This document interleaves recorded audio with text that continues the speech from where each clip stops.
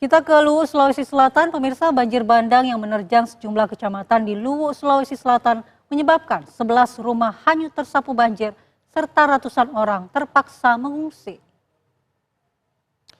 Banjir juga menelan korban jiwa. Menurut data dari Dalops BPBD Luwu menyebutkan 5 orang warga di Kecamatan Suli Barat menjadi korban meninggal dunia.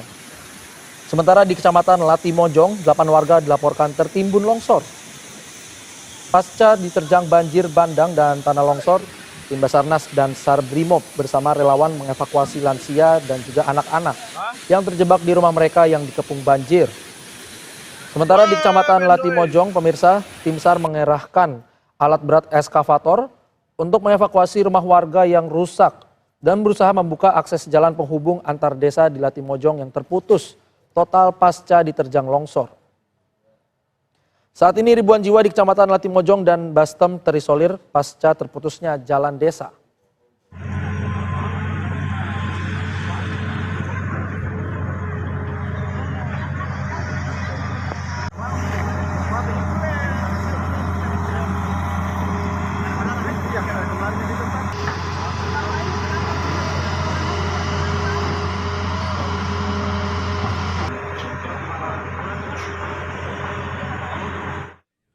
Pak Kapolda sudah tiba di lokasi dan membawa serta bantuan kerap cepat. Beliau sudah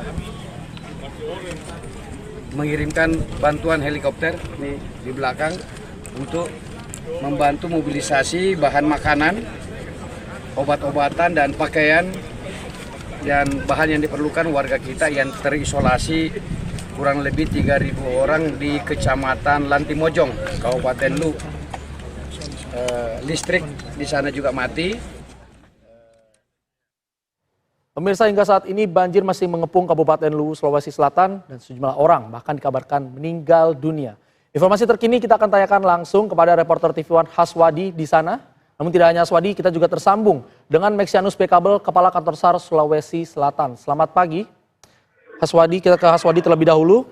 Selamat pagi Haswadi, di daerah mana saja yang saat ini masih banjir dan korban meninggal berasal dari wilayah mana ini? Silakan. Baik Faris dan juga pemirsa, dapat kami kabarkan per hari ini Minggu tanggal 5 Mei 2024 kami berada di salah satu posko atau tempat pengungsian warga korban banjir di Kabupaten Luwu, Sulawesi Selatan. Jumlah korban meninggal per hari ini banyak 14 orang. Mereka terdiri dari 8 orang merupakan korban tanah longsor di Kecamatan Latimojong, sementara 6 lainnya merupakan korban banjir di Kecamatan Suli Barat. Dapat kami informasikan juga bahwa sebagian keluarga korban banjir saat ini sudah mulai membersihkan rumah mereka, sementara sebagian lagi masih bertahan di posko pengungsian seperti di belakang kami saat ini. Di posko ini terdapat 20 orang wanita dan 2 orang bayi yang ikut mengungsi bersama orang tuanya. Dan dapat kami informasikan juga bahwa sebagian pengungsi saat ini membutuhkan bahan makanan seperti beras dan sembako lainnya. Dan informasi disampaikan bahwa sejumlah bantuan dari relawan dan juga komunitas terus berdatangan di Kabupaten Luwu. Seperti dari ada bantuan beras dari Alam Peduli Sosial yang telah menyalurkan sekitar 100 ton beras kepada seluruh pengungsi atau warga korban banjir di Luwu dan Kabupaten Sidrap, Sulawesi Selatan. Paris. Ya Haswadi, pada saat terjadinya banjir bandang ada sejumlah rumah yang hanyut. Berapa total rumah yang hanyut dan bagaimana kondisi warga yang rumahnya hanyut tersebut, Haswadi? Untuk di Kecamatan Suli Barat terdapat sekitar 12 rumah warga yang hanyut dan tersisa fondasi saja. Sementara di Kecamatan Bajo dan Bajo Barat serta Latimojong, sebagian rumah warga ada yang tertimbun longsor dan sebagian lagi ada yang tersapu banjir saat banjir bandang terjadi.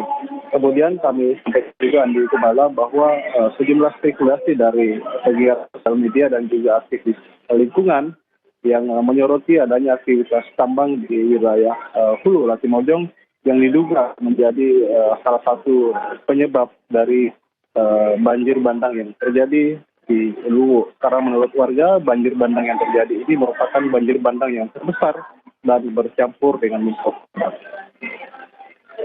Ya, Aswadi, apa saja kesulitan saat dilakukannya proses evakuasi di sana?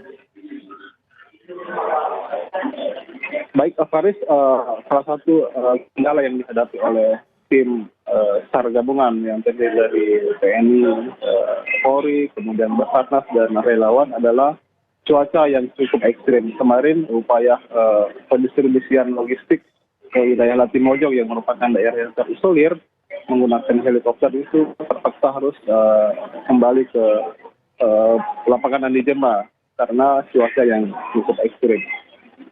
Sementara jalur darat tidak dapat dilalui karena kedua akses dari Palopo ke Latimojong maupun dari Bulukata ke Latimojong itu keduanya terputus. Sehingga salah satu cara yang bisa dilakukan adalah pendistribusian logistik berjalan kaki.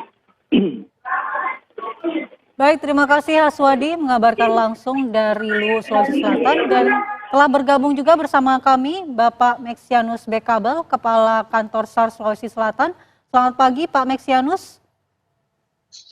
Baik, selamat pagi. Assalamualaikum warahmatullahi wabarakatuh. Salam sejahtera untuk kita semua. Sahabat TV One. Ya Bapak, saat ini potensi SAR disebar ke daerah mana saja Pak? Dan apa fokus tim SAR saat ini? Baik, terkait dengan penyebaran SAR gabungan, jadi bukan tim SAR ya. Dari kami untuk Sulawesi Selatan menurunkan sekitar 30-an karena 27, terus kami juga kerahkan koordinasi dengan Luwu Timur juga dengan dari perbatasan antara Sulawesi Selatan dan Kendari untuk bisa membackup di wilayah tersebut.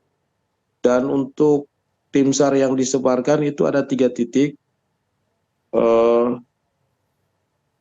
di Kecamatan Suli, Kecamatan Sidrap, dan Belawai. Nah itu di situ tim SAR gabungan karena itu daerah dampak yang kami merasa ada korban yang telah terevakuasi kemarin dan masih ada 2 korban yang masih dalam pencarian. Baik, apakah di Kabupaten Luwu, Sulawesi Selatan ini memang kerap terjadi banjir nih Pak? Dan biasanya apa penyebab banjir ini Pak? Baik, terkait dengan penyebab banjir. Jadi itu terkait dengan penyebab banjir itu bisa itu dapat data yang lebih akurat dari BMKG terkait dengan penyebab banjir. Tapi kalau saya menjelaskan secara garis besar bahwa terkait dengan intensitas hujan, curah hujan yang cukup tinggi dan kondisi tanah kita tanah gembur dan lembab sehingga mudah terjadi banyak lokasi yang longsor. Terus yang berikut air pasang sehingga hujan intensitas yang cukup tinggi tidak bisa ngalir dan airnya pasang sehingga menyebabkan hal demikian. Dan nanti secara detail itu nanti dari bidangnya masing-masing. Kalau kami terkait dengan pencarian dan pertolongan dan evakuasi. Baik Pak Meksianus, selain banjir juga terjadi longsor di beberapa titik. Apakah dengan longsor ini ada sejumlah daerah yang terisolir Pak? Baik, untuk daerah yang terisolir itu daerah Latimojong dan perlu diketahui bahwa namanya tim SAR gabungan itu sudah terkait di dalamnya pemerintah daerah, baik itu kabupaten provinsi, TNI, Polri, dan organisasi relawan lainnya, termasuk dengan Basarnas juga. Nah di situ kami kerjasama dan kami juga turunkan 1 tim ke lokasi tersebut karena itu terisolir dan semalam juga Kepala PLN bersama Gubernur, Kapolda, dan FKPD lainnya sudah ke lokasi dan mudah-mudahan hari ini aksesnya bisa dikerjakan sehingga bisa akses ke lokasi tersebut karena jaraknya lumayan jauh dari posko menuju ke lokasi tersebut.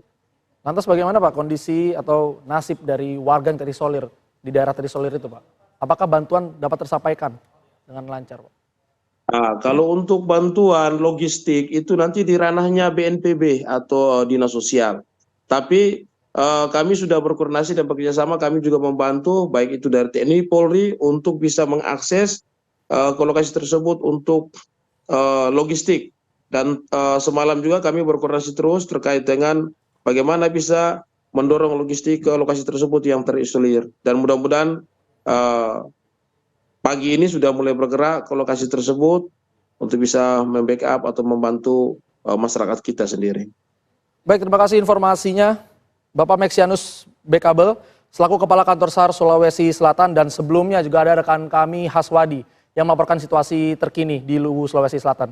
Terima kasih rekan-rekan, selamat melanjutkan aktivitas kembali.